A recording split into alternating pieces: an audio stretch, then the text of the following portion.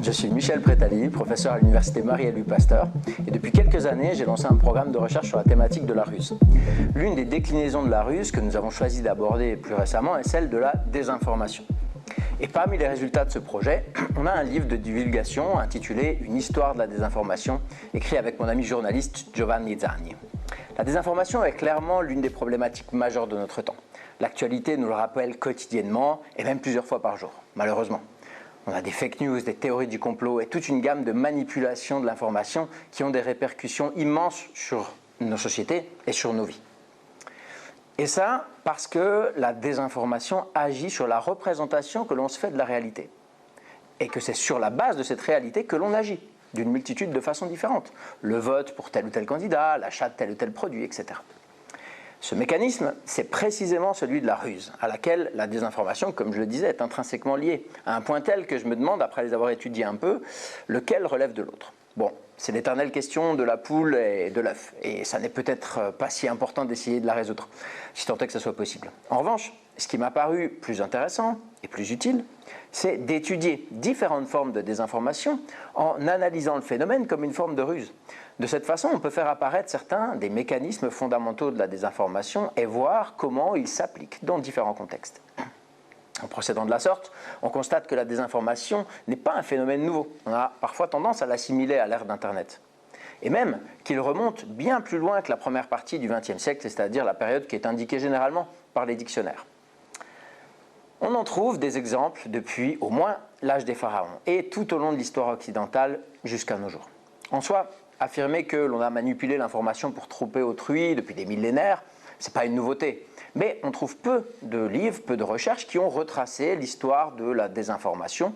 Et en l'occurrence, dans le livre, on le fait à travers 12 cas qui nous ont paru particulièrement intéressants, voire passionnants.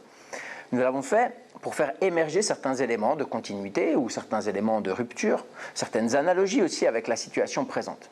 Naturellement, faire des parallèles entre le passé et le présent, c'est risqué.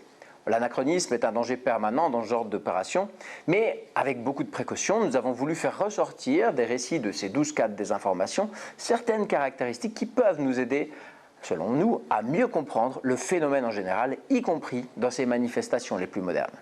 Pêle-mêle, dans le livre, on évoque l'importance de la vraisemblance, de la construction des fausses informations, aussi l'affinité avec certains principes de création poétique au sens large du terme.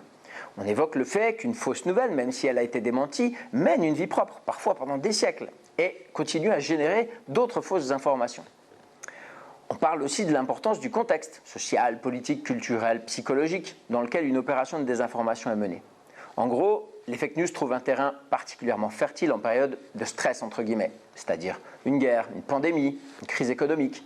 Et ça correspond généralement à une sorte de relâche de l'esprit critique. Et on en a évidemment trouvé d'autres induits des différents cas qui sont racontés. De ce regard diachronique émergent les traits généraux de l'évolution globale de la désinformation. Une évolution que je qualifierais de quantitative depuis ses origines jusqu'à la fin du XXe siècle, puis de quantitative et qualitative, et ce depuis, on va dire, une vingtaine d'années. Quantitatif parce que c'est assez intuitif, la désinformation circule au même rythme que l'information. Ainsi, tous les progrès technologiques qui ont permis de diffuser toujours davantage d'informations à un rythme toujours plus élevé ont permis la même chose pour les informations vraies comme pour les fausses. Du papier à l'imprimé, du télégraphe à la radio, à la télévision, etc. Tout cela a engendré essentiellement des différences d'échelle. Naturellement, je simplifie la situation. Mais au cours de toute cette période, la distinction entre ceux qui produisent et diffusent l'information d'un côté et ceux qui la reçoivent de l'autre était assez nette.